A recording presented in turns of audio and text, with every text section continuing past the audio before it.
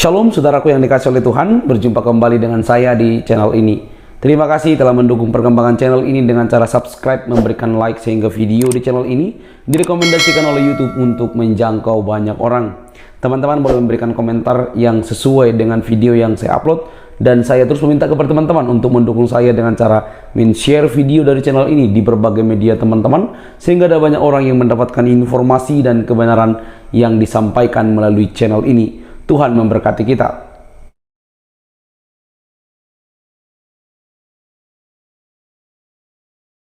Nah, bagaimana kisahnya teman-teman?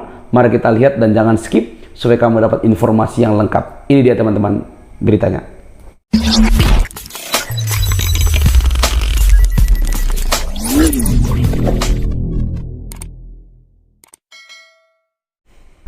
Apa alasan Muslim menolak pembangunan gereja?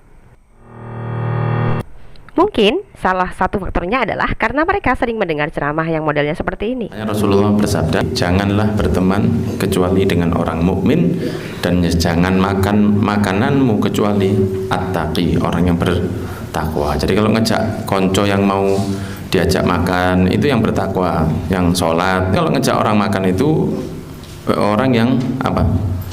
Yang bertakwa kepada Allah. Karena kalau dia tidak bertakwa kepada Allah, nanti kekuatan dari gizi makanan yang masuk ke badan si orang tadi itu akan membuat dia terbantu untuk maksiat. Loh, apa hubungannya gizi dengan maksiat toh Pak Ustadz? Orang kuat dan sehat bukan berarti kuat maksiat loh. Itu maksudnya. Jadi kalau ngasih makan orang tuh milih, walaupun tidak haram. Berteman kecuali mukmin. Kenapa? Karena berteman dengan non muslim itu pelan-pelan menggerus iman kita sama Allah. Walaupun koncoan tok.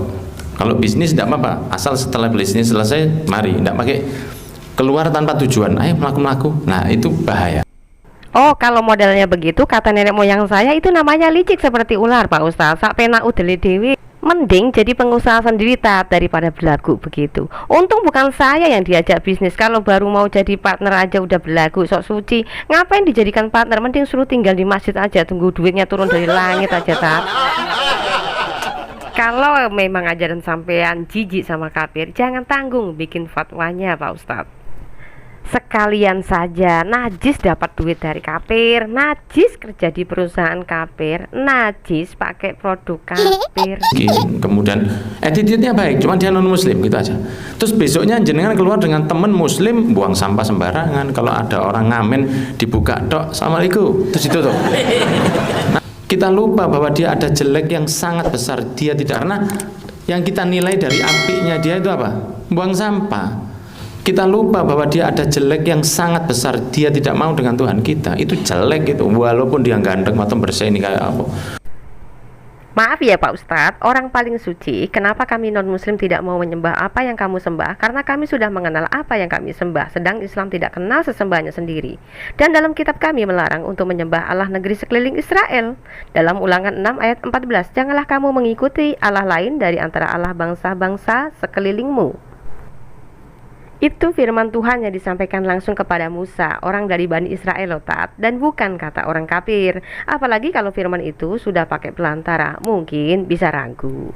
Nah, ini masalahnya adalah Quran Surat An-Naml ayat 91 mengatakan, Aku Muhammad hanya diperintahkan menyembah Tuhan negeri ini dalam kurung Mekah, yang dia telah menjadikan suci padanya dan segala sesuatu adalah miliknya. Nah, inilah alasan kami menolak. Lah saudara kita muslim sejelek apapun tingkah laku nih, mukanya, bajunya compang-camping, dia satu baik yang terbesar karena dia punya iman. Lah itu tergerus iman kita itu kalau koncoan sama orang non muslim itu. Ya, jadi boleh muamalah seperti Rasulullah boleh. Ya, Rasulullah pernah minta tolong dengan orang Yahudi, pernah minta tolong sama orang penyembah berhala, pernah minta tolong urusan duniawi. Oh pantes ajarannya ngono iku. Ayat lain bilang gak boleh berteman sama Yahudi dan Nasrani. Terus ayat yang lain bilang bagimu agamamu dan bagiku agamaku. Surat Al-Kafirun. Jadi kalau Rasul ada maunya saja baru turun ayat lakum dinukum waliyadin gitu ya tat maksudnya. Terus tiba-tiba ada ayat yang dihimbau untuk memerangi non muslim sampai maksa harus bersyahadat. Kalau nggak mau harus bayar jizyah. Ini dalam surat Quran At-Taubah 29 ayatnya ya. iseng mancing ngejak konco ya, karena dia punya mobil, terus kita mau nunut non muslim, oh ya jangan, bahkan ada beberapa para salaf, para orang soleh itu dia tidak mau salaman dengan orang non muslim atau apalagi memberi selamat.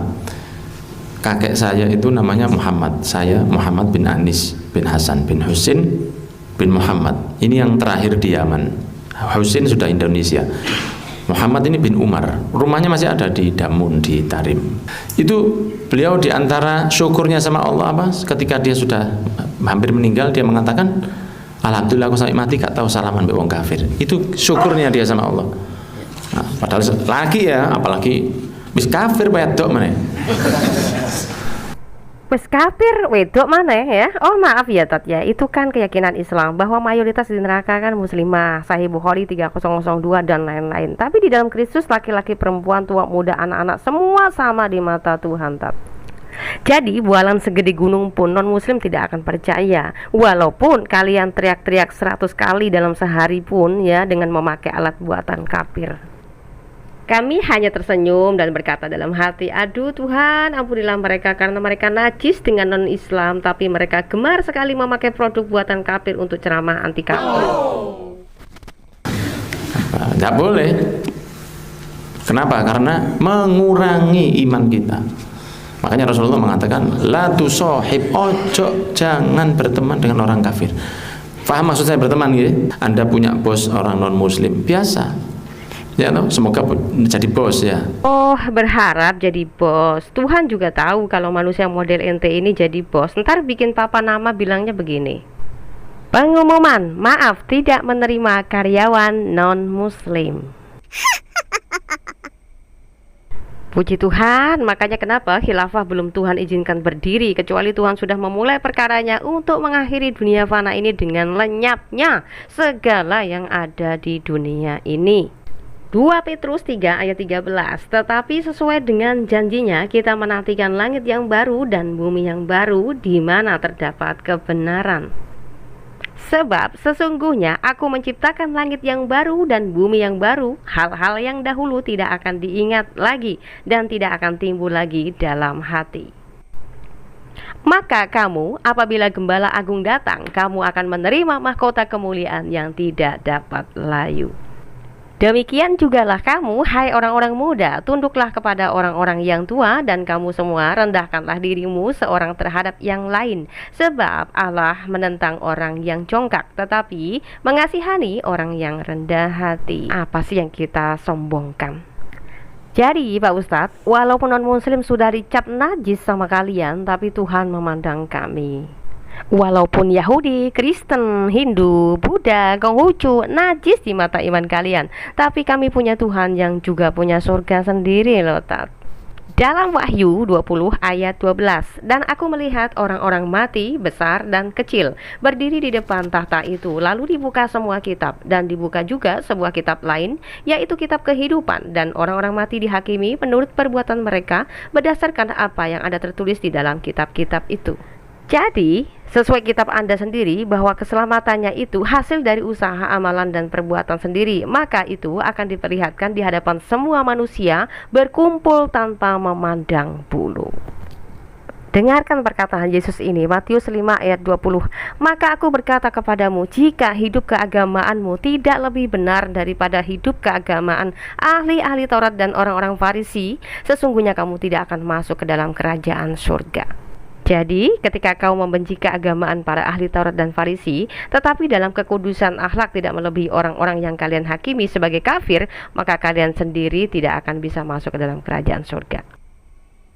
Supaya semua tahu betapa bahayanya yang namanya menghakimi, Matius 7 ayat 1, jangan kamu menghakimi supaya kamu tidak dihakimi.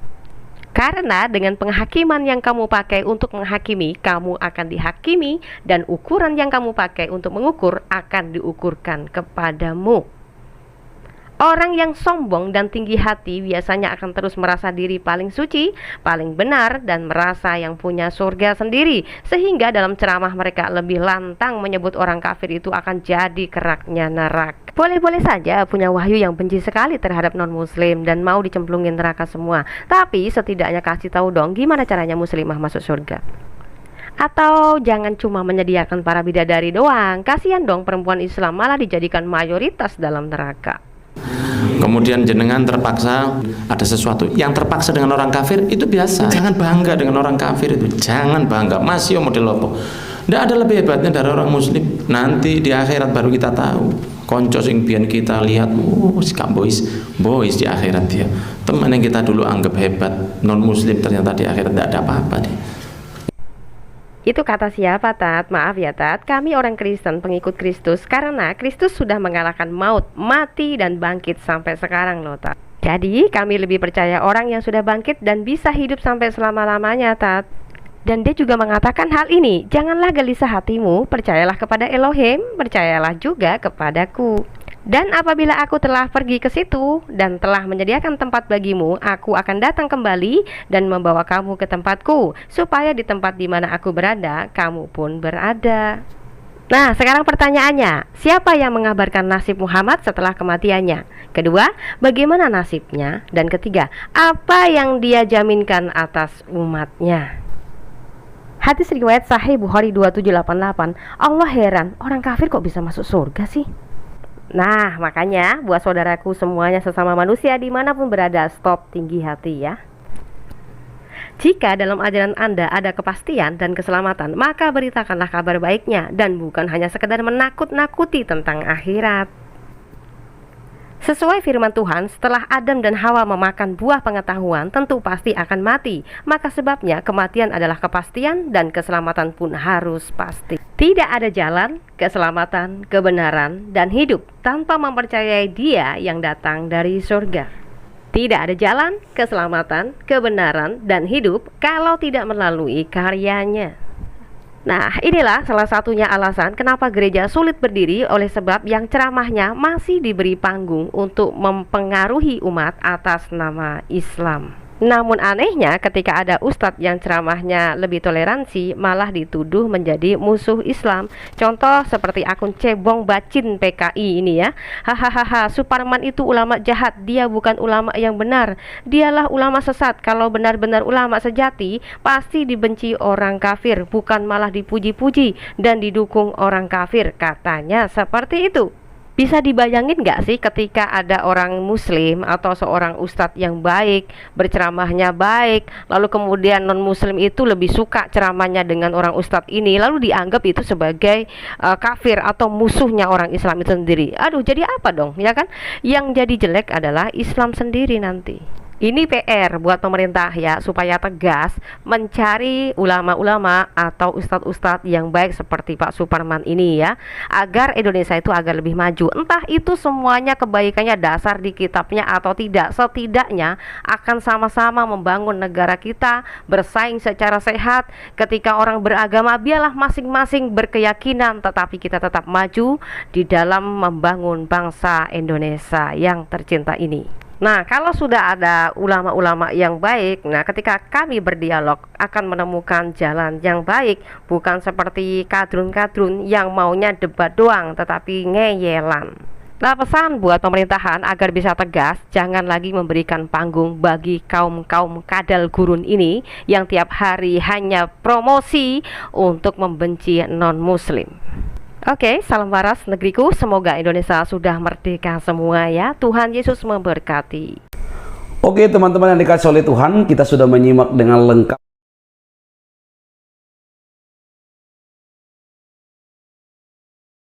sampai di sini video saya teman-teman. Semoga kita diberkati.